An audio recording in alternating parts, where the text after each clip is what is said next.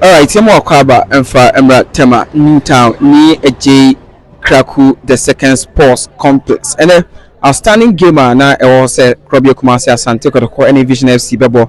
That was match day 7 in the Ghana Premier League, you know. You have and so our Asante you have got supporters maybe Hasia Yene Omo Ebabedin Komo and so on T ni a J Kraku the second sports complex and so this is the main entrance teams no eba Omo Ebefa so ewem and so ewo hono Yene got supporters kakra ma bana Ebabedin Komo and so ewo ha ni ahwe ama enema and so etumi and so akọ yi ewo honti yedin Komo and so ewo yento aso ye share Kotoko supporter ba ko ewo ha say oba be hwe game ni bi mo hwe ni nkomodi ma oba ya chepa and so eye chairman bibia wako de oya nyame adon okay yedin Komo emfa and game Kotoko mo ba be bom Editia Vision MC.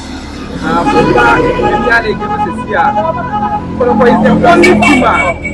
the only team and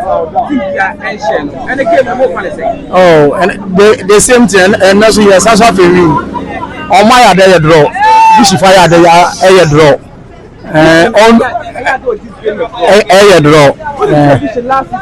And okay, I share 3-1. Yeah, think I share no much say no share, but NCBM. You mean mistake? I more machine. This is something that's a mistake in the biome. You who could go Africa and him uncle is my back about the winning matches. Kotoko can more expect to say we beat me about Yamamono, we are winning, and a more powerful. I win now, because more person with your leg in the South Africa. Yeah, trousers are Mihutma. Season or met my say be on mobile show Kotoko yent NC. I was not almost striker, but oh, say Yana has and say Albert Wamobi. Albert here, my best friend pa Pomade. Bush of on his name. The all cockran or friends say sending so yame. Into say Albert to qua anything I see of friend who come up Baba. Now, any expectation of game anymore? Oh, we share coach Karim Zito in a Juma year at the Maclab when I name my first year demand. Zito, or your coach here, or to game, I see, or something game. Into me and the match I by Bonano, me slow. Say I'm shaving $1 born by a draw. Opa, the omeye bi omo ye. It is the all can I say, you see what I say. Debna even kasino kura ye de na hwo na ayesa bayere we say wutu a kasino na say ne ma efemfam ho. Ne say bi she de omo ye bayere ma. Mistake na last year ye no. SNPT ebiem e wa ha. Kotoko, go back to lake this season. Oh yeah, Jelly. Oh, and there so early say, but like I say, you bet me, Ajele can unbeaten. Yeah, boy, almost 34 matches. You move. Oh, yeah, Jelly. Oh, and there so early say, but like I say, you bet me, Ajele can unbeaten. Yeah, boy, almost 34 matches. You move. You bet me, Lucy. You bet me.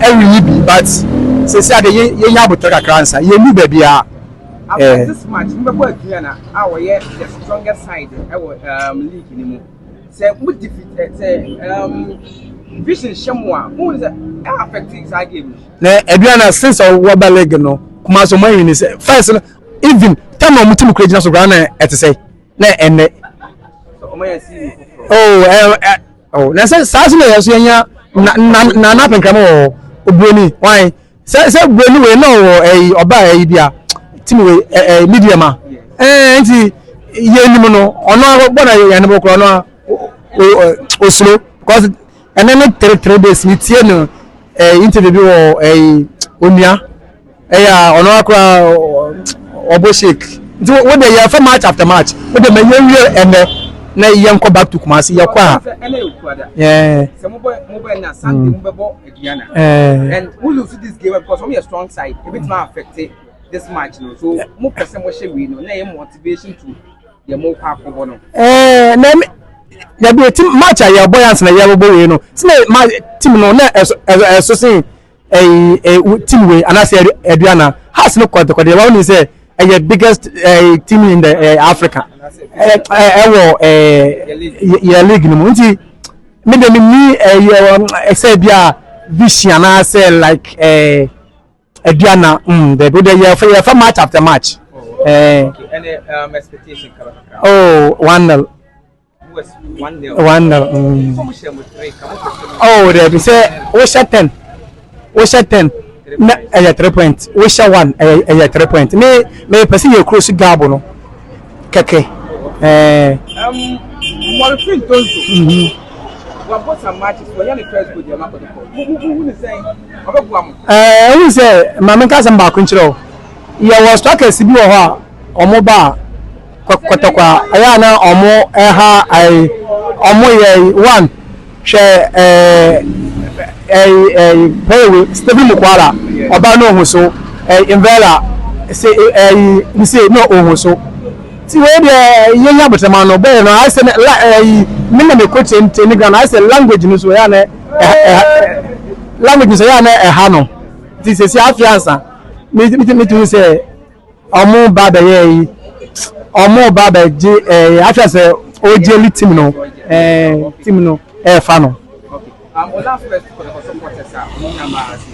oh me catch us obi amla me match ni bi because vision ye team a omo ni bobo vision omo ni bobo nti me catch us omo we finish say obi amla no match good football oh me the police officer we win ba nti if you win about one me buy me never say 10 o'clock me papa ya Kotoko ni me papa di meto former competition wo Cape me ko bia me ko ho aha na me ne baba ya lakrati Cape ya ne vapers ne I draws na boy na mo stadium but eya na ye me say ye mpan for no say eya o mu keep person enche kakra ne enche supporters ne dey embla stadium because obi aba since ya make say obejewu say ene obetuma twe crowd aba ene Peter Amidu nti make sure omu boss our boys na one na one man Ghana league no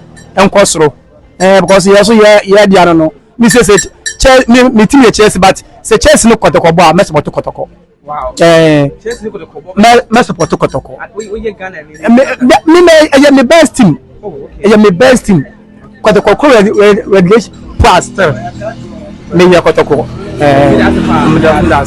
Kotoko support akọ ana yan edi no edi enkomo enso e wa se yeto aso na enkomo didi no enso akoso ama bibia nsi Kotoko supporters ne nkakra eguso omo eba that is say my time enti eguso ewo ni eje Kraku the second sports complex ye hwe say two clubs no so betima ba bewrem e wa se na ebo 3 o'clock bibia enso etumi akoso e wa se ha GH live studio Gracious Sports Media oba na wahwe wa subscribe na wahwe ama enema enso etumi enso akọ so we are here and we are waiting for the boat club na omo ba bewrem ama bibia enso etumi enso akọ yenti ekodi debre enso ha ebetimi edi ama edi every hase mi do be see say na more updates and videos enso etumi aba o side enti yegoso ehwe sene enema ebetumi akoso ye ewase midin ele na ba